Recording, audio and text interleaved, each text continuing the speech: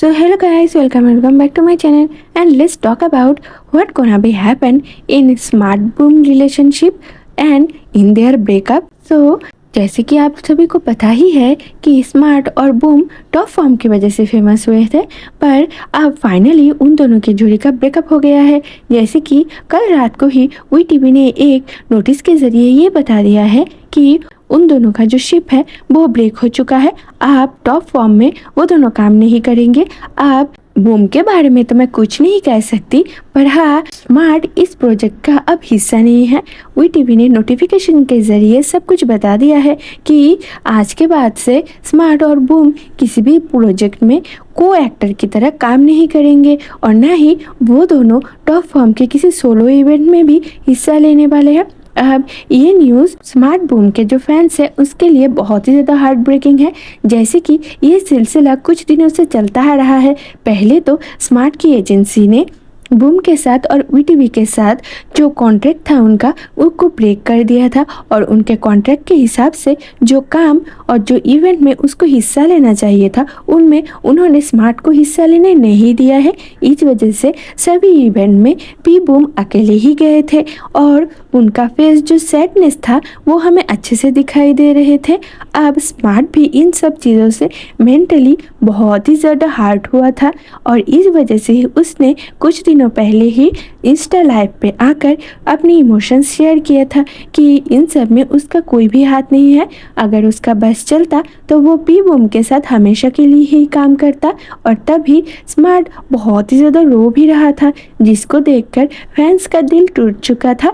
पर तभी उसने सभी से ये भी कहा था कि इस साल के एंडिंग तक वो दोनों एक दूसरे के साथ काम करेंगे। I mean, जो टॉप फॉर्म का प्रोजेक्ट बाकी है उसमें वो दोनों काम करेंगे। अब बात की बात तभी नहीं बताया गया था, पर कल वी टीवी ने एक नोटिफिकेशन के जरिए ये जारी किया है कि ना तो स्मार्ट और ना ही स्मार्ट की एजेंसी गिर ने उन लोगों के साथ कोई भी समझौता करने की कोशिश की है और इस वजह से वी टीवी उनके साथ उनका कॉन्ट्रैक्ट ब्रेक कर रहे हैं और फाइनली वो लोग अभी एक साथ काम भी नहीं करने वाले हैं।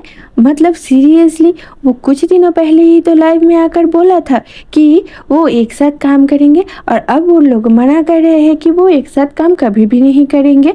अब ये न्यूज़ स्मार्ट बूम के फैंस के लिए बहुत ही ज़्यादा हार्ट ब्रेकिंग है।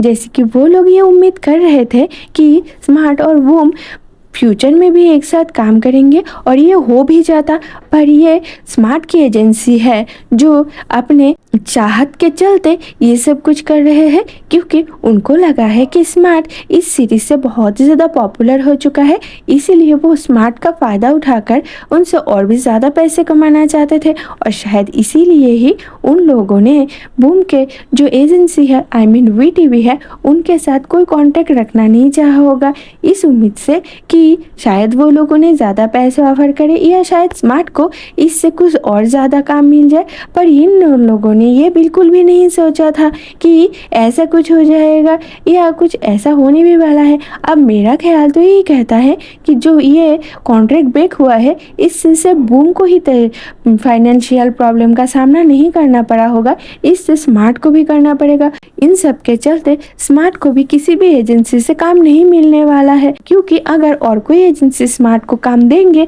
तो उनको यही लगेगा कि स्मार्ट की एजेंसी उसे फिर से सीरीज से विड्रॉ कर लेंगे। अब इस वजह से स्मार्ट का जो राइजिंग करियर था वो भी अब मुसीबत में आ चुका है और बूम जो इतने सालों से मेहनत के बाद थोड़ी सी तरक्की की उम्मीद उसकी ज़िंदगी में आई थी वो भी उससे छिन चुका है।